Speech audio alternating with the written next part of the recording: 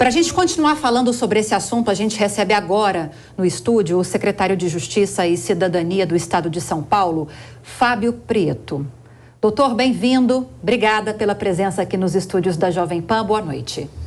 Boa noite, Lívia. Cumprimento você, o Daniel, toda a audiência. Vamos tentar jogar um pouco de luz nesse tema tão palpitante. Um tema de discussões históricas, né, secretário? Essa tese do marco temporal, ela veio à tona, pelo menos com mais visibilidade, em 2009, mas agora o assunto se tornou efervescente. O STF se debruça sobre essa discussão para que haja uma repercussão geral sobre o tema desde 2021, foi suspenso e agora a retomada desse julgamento está marcada para a próxima semana, acho que quarta-feira, dia 7 de junho, não sei exatamente se dá na quarta-feira. Hoje, acabamos de atualizar a nossa audiência, que a Câmara dos Deputados aprovou o projeto de lei 490, acho que trata justamente sobre essa tese do marco temporal. Queria te ouvir, secretário, a respeito dessas discussões que estão no Congresso Nacional, que estão no STF. De um lado, a gente tem aqueles que são contra essa proposta, de outro lado, a gente tem aqueles que estão a favor. O senhor manifestou preocupação em relação a uma possível mudança de entendimento, de jurisprudência sobre esse caso, como esse julgamento do STF, numa carta enviada ao governador Tarcísio de Freitas. Queria te ouvir sobre essa carta também. Bom, essa carta deriva da minha obrigação, do meu dever de ofício como secretário de Estado do Tarcísio, mas também diz respeito a um pouco à minha consciência de juiz e de magistrado federal durante décadas. Na verdade, a discussão do marco temporal, a sua interpretação, não começou em 2009. Esse julgamento de 2009 no Supremo Tribunal Federal foi o famoso caso da Raposa Serra do Sol, uma área agrícola, eminentemente agrícola. Na verdade, essa discussão começou nos anos 90, quando eu era magistrado federal aqui no Tribunal Federal de São Paulo. Milhares de cidadãos aqui, Guarulhos, Barueri, Santo André, Itacoaxetuba, enfim, aqui na capital também, Pinheiros, milhares de cidadãos tinham ações na Justiça Estadual em que basicamente eles pediam o quê? Eles diziam para o juiz: eu tenho a posse da minha área, mas não tenho a propriedade, não tenho aquele documento na matrícula, né, que as pessoas não têm a escritura, como se diz popularmente. Nesses milhares de ações, a União, o Poder Executivo Federal, entrava com petições e dizia o seguinte: olha, aqui Guarulhos, Santo André, Itacoaxetuba, tudo isso era aldeamento indígena há 200, 300, há 400 anos. Portanto, se houve posse indígena lá atrás, há 200, 300 ou 400 anos, a posse sendo indígena, a propriedade é da União. E, com essa alegação da União, o juiz estadual mandava o processo para nós, na Justiça Federal, para analisarmos se a União tinha direito. Bom, nós vimos isso, eu e meus colegas, e por ampla maioria aqui no Tribunal Federal, nós reconhecemos que os aldeamentos indígenas extintos há 200, há 300, há 400 anos não dão a posse, não dão a propriedade para a União. Nós julgamos assim, essa matéria foi levada ao Supremo Tribunal Federal ainda logo nos anos 2000. O Supremo, no plenário, se reuniu, chancelou a nossa posição aqui. E mais, fez a súmula 650, que está no celular de todo mundo aí, que diz o seguinte: a posse dos aldeamentos indígenas extintos, ou seja, a não posse, não é? Os indígenas não estavam mais lá, não qualifica a propriedade da União. Isso acabou. Essa questão voltou depois numa área rural, como eu disse, e a Lívia falou aqui, em 2009, na Raposa Serra do Sol. O Supremo confirmou tudo isso, falou o seguinte: posse de 200, de 300 ou de 400 anos não justifica a propriedade pela União. O indígena só vai qualificar essa propriedade se ele estiver na área no dia 5 de outubro de 1988, que é a data da promulgação da Constituição. Quem não estiver na área não pode suscitar essa discussão. E agora, o plenário do Supremo resolveu reexaminar toda essa discussão. Eu manifestei a minha preocupação para o governador Tarcísio, Porque eu vejo que, seja a imprensa, o próprio Congresso Nacional, não está tendo a devida, digamos, consciência, atenção, informação, de que essa questão não diz respeito apenas às 300 áreas que estão sob demarcação, sob discussão de demarcação, áreas rurais predominantemente. Isso diz respeito a todo o território nacional. E estou dando um exemplo muito concreto. Estou falando das áreas que foram julgadas aqui em São Paulo.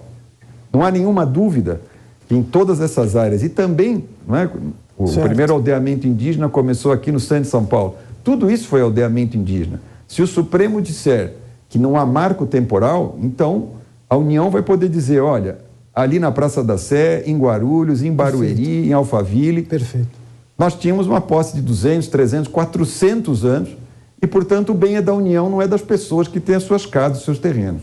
Tá certo, eu quero dar boas-vindas às pessoas que chegam agora ao Jornal Jovem Pan e que acompanhavam a Voz do Brasil pela nossa rede de rádios. Sejam todos muito bem-vindos. Nós estamos recebendo aqui no estúdio o secretário de Justiça e Cidadania do Estado de São Paulo, Fábio Prieto, analisando justamente a aprovação do marco temporal pela Câmara Federal e quais são os possíveis impactos e também projetando a análise que será realizada pelo Supremo Tribunal Federal em relação a essa tese do marco temporal, análise essa marcada para o dia 7 de junho.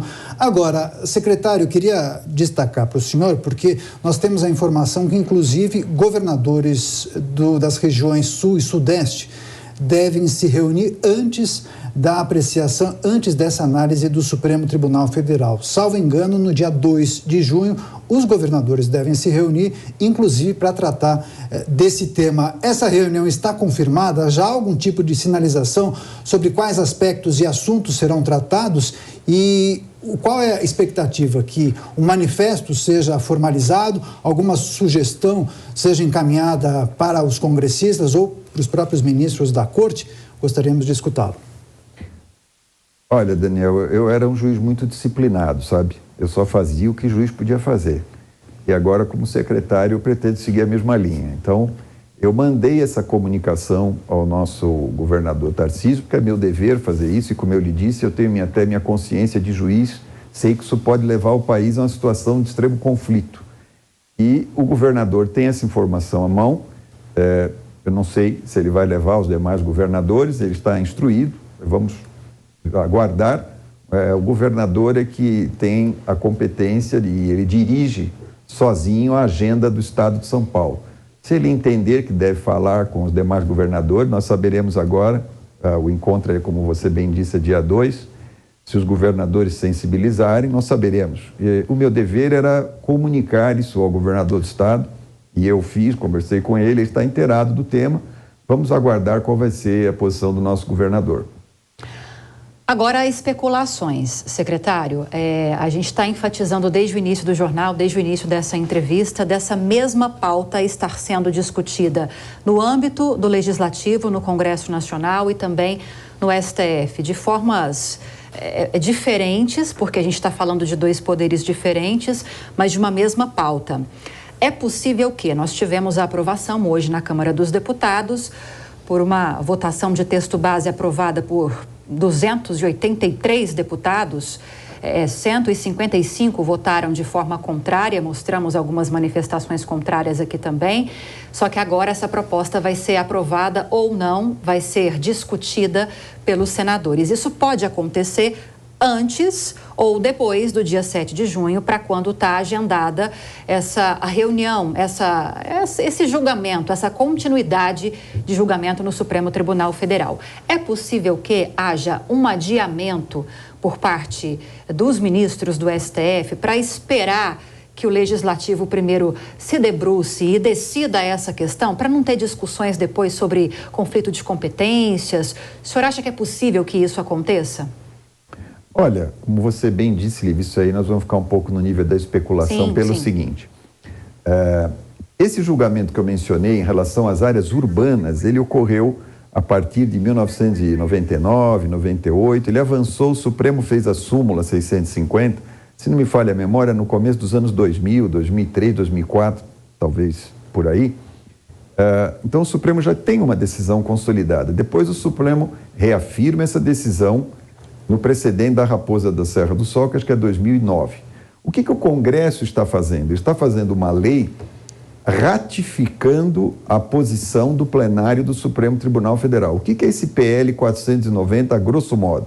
Ele está pegando as condições que o Supremo criou no precedente lá da Raposa Serra do Sol, naquele julgamento, e colocando numa lei.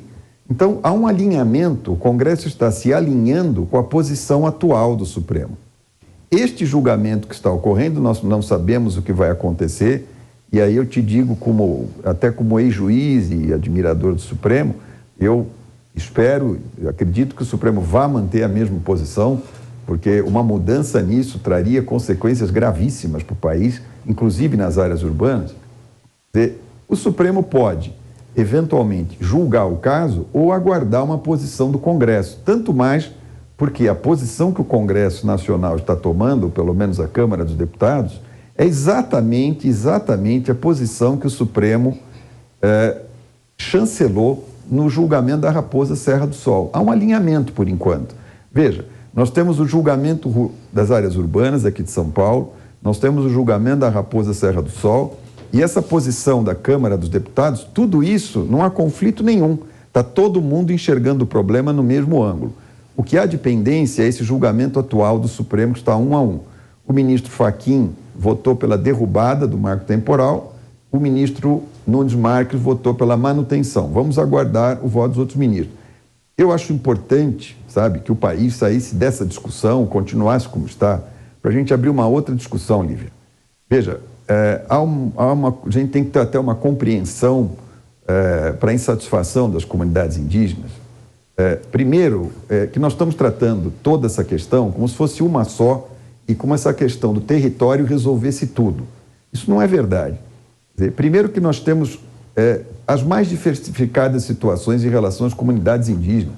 Eu, na minha secretaria, trato disso e tenho muito contato com as comunidades indígenas. Uma coisa que eu ouço, que é voz comum, nos Estados Unidos os índios, os indígenas lá faturam 50, 60 milhões de dólares. Eu quero te dizer que aqui no Brasil, os parecis no Mato Grosso, eles vendem 120 milhões de soja todo ano. E eles mantêm a cultura, é um trabalho espetacular deles.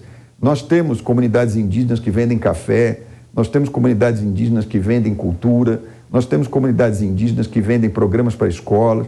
Então, nós temos sim, como nação, solução ou soluções para as comunidades indígenas, que não seja só esse conflito eterno, insolúvel, que não nos levará a nada, pode nos levar até, no limite, a um conflito social, para as comunidades indígenas.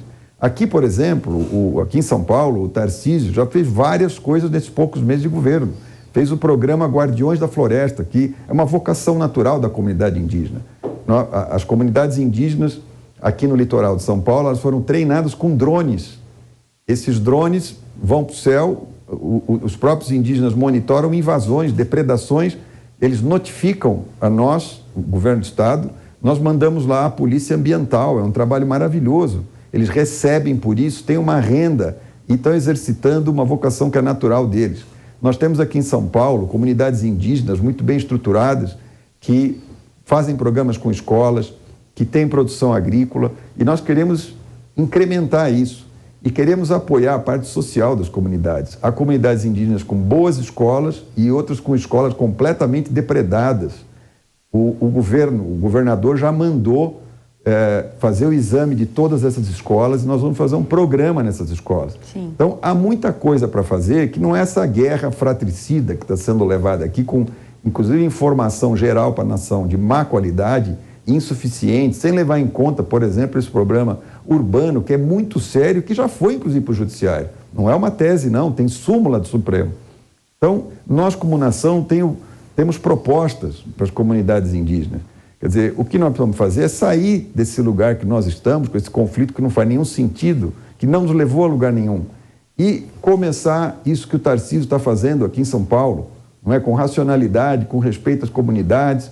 Nós engajamos, inclusive, estamos engajando o setor do agronegócio para apoiar isso. Não é? Aqui não há, no estado de São Paulo, não há nós contra eles. Quer dizer, aqui é uma harmonia. O governo trata todos da mesma forma. Nós não permitimos, depois, no 8 de janeiro, invasão a palácios. Nós tínhamos aqui notícias mapeadas de 31 pontos de conflito em São Paulo. O governador pediu para o secretário da Segurança, que é o Derrite, ele pôs aí a polícia na rua, não houve um incidente em São Paulo, nós não vamos admitir invasão de propriedade pública, não admitimos a invasão de propriedade privada aqui do MST. E também não queremos conflitos fundiários aqui que não vão levar o país e São Paulo a lugar nenhum se nós temos outras opções de atender e bem as comunidades indígenas. Agora, tem que ter vontade política, como o Tarcísio tem que fazer, como ele é, com esse espírito que ele tem, não, o espírito executivo que o país já conhece, e fazer como nós estamos fazendo. E sair desse discurso que não vai levar o país a lugar nenhum. Secretário, o senhor começou a caminhar por outros caminhos e nós adoraríamos seguir por esses caminhos, mas infelizmente o nosso tempo acabou. Conversamos com o secretário de Justiça e Cidadania do Estado de São Paulo, Fábio Prieto, que trouxe essas nuances dessa discussão sobre o marco temporal no Congresso e no Supremo Tribunal Federal. Secretário, obrigada pela entrevista. Seja sempre muito bem-vindo e ótima noite. Eu é que agradeço a você e ao Daniel e a toda a audiência. Muito obrigado. Muito obrigado, secretário. Boa noite e até a próxima.